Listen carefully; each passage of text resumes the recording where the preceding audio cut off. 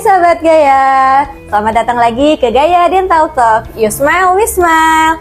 Podcast dengan obrolan ringan tapi penuh manfaat yang berguna untuk gigi dan mulut kamu. Hai, aku dari Gaya Dental Clinic. Nah, aku akan membawakan satu topik yang banyak membuat orang heran. Nah, aku akan membedah info-info itu bersama dengan ahlinya. Aku udah bersama dengan Dr. Gigi Winda dari Gaya Dental Clinic. Hai Dr. Winda. Hai hai sahabat Gaya. Perkenalkan, saya Dr. Gigi Winda Tamara. Nah, memang ya topik tadi menjadi pertanyaan banyaknya pasien di Gaya. Kita bakal bahas topik tersebut. Semoga bermanfaat buat sahabat-sahabat Gaya. Dok, banyak nih orang yang berpikir kalau udah rajin sikat gigi aja itu aman dari gigi berlubang. Tapi nyatanya kenapa masih banyak yang berlubang giginya ya dok ya? Nah, ini salah kaprah yang paling sering ya untuk banyaknya pasien. Kenapa? Karena banyaknya menganggap dengan sikat gigi aja udah cukup gitu. Bener kan? Padahal banyak juga yang nanya kayak, kok gigi saya udah sering nih sikat gigi tapi tetap berlubang. Nah teman-teman, kita harus lihat lagi nih cara sikat gigi kita udah benar belum, benar waktu sikat gigi kita udah benar apa belum. Nah terus juga banyak faktor-faktor yang mempengaruhi lainnya. Oh jadi dok, itu bukan seberapa sering kita sikat giginya ya dok ya, tapi seberapa benar kita melakukannya ya dok ya? Betul sekali, karena walaupun kita sering nih tapi tekniknya mungkin salah, waktunya juga nggak tepat. Nah itu pasti juga memperberat resiko adanya karies atau gigi berlubang dan masalah di rongga mulut sahabat. Oke gitu ya dok ya. Nah kalau misalnya boleh tahu nih dok, apa aja sih penyebab bikin gigi berlubang ya dok? Walaupun aku udah rajin sikat gigi nih dok. Kalau untuk penyebab gigi berlubang ya paling pastinya yang pertama kebiasaan kita sikat gigi mungkin belum tepat. Anggap aja kita sikat gigi nih tapi nggak mengenai area-area yang susah. Jadi kan sisa makanan tentu nggak bakal keambil dengan maksimal. Nah bagusnya penyikatan gigi itu paling minimal 2 kali sehari. Nah di waktunya kapan?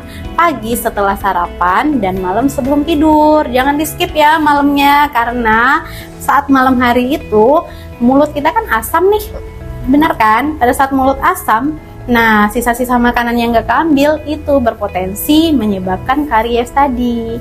Nah yang ketiga, walaupun kita sudah sikat giginya rutin, waktunya tepat, tekniknya tepat, tapi kita nggak flossing. Nah, flossing dengan menggunakan benang gigi atau dental floss itu sangat penting ya sahabat, karena sikat gigi tuh kadang nggak mencapai area sela-sela gigi atau daerah-daerah yang sulit. Nah, berikutnya sering konsumsinya makanan manis dan juga lengket. Tapi lengket-lengket kayak gitu kan nggak disikat juga takutnya nyempil tuh. Nah, itu yang bisa buat gigi kita juga mudah berlubang dan sakit. Berikutnya adalah faktor keturunan juga berpengaruh ya, karena susunan gigi kita kan faktor keturunan juga tuh atau herediter.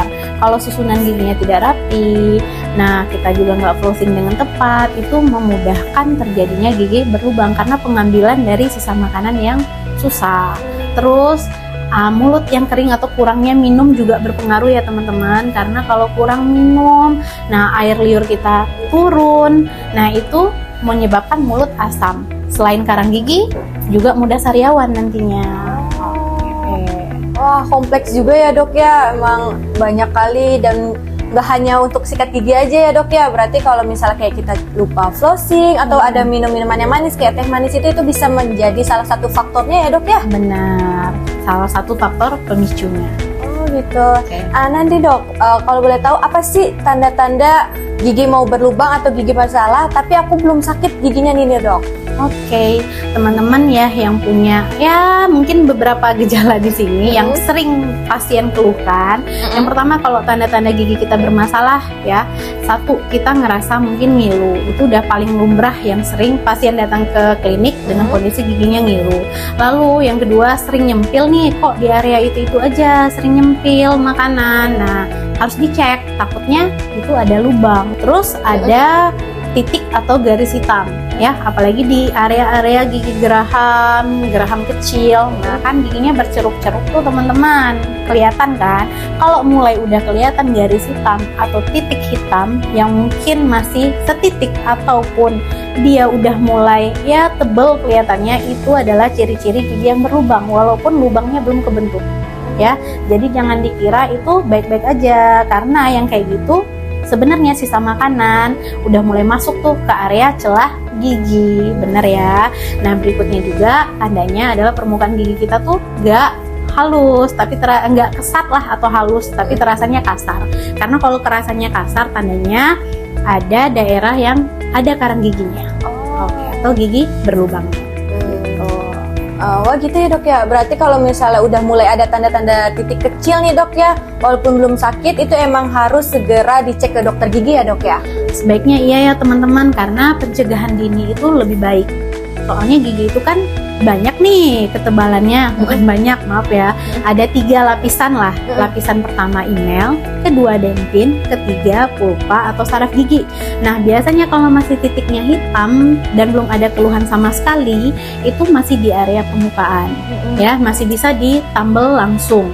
Nah tapi kalau misalkan dia udah mulai ngilu, apalagi sampai sakit, ya, nah kan perawatannya jadi lebih kompleks, ya, kunjungannya makin banyak, biaya yang dikeluarkan juga makin banyak. Jadi selagi dia masih kecil, segera ditangani ya, jangan ditunda-tunda. Nah ini nih yang aku tunggu-tunggu sama sahabat Gaya tunggu-tunggu ya dok ya. Bagaimana cara mencegah gigi mau berlubang atau gigi yang mau bermasalah nih dok? Tapi bukan hanya dengan cara sikat gigi aja dok, apa ya dok ya? Oke, untuk solusinya ya, kalau solusi yang pertama, kita wajib ya sikat gigi itu yang seperti tadi minimal 2 kali sehari, pagi setelah sarapan dan malam sebelum tidur. Nah yang kedua, kita wajib flossing.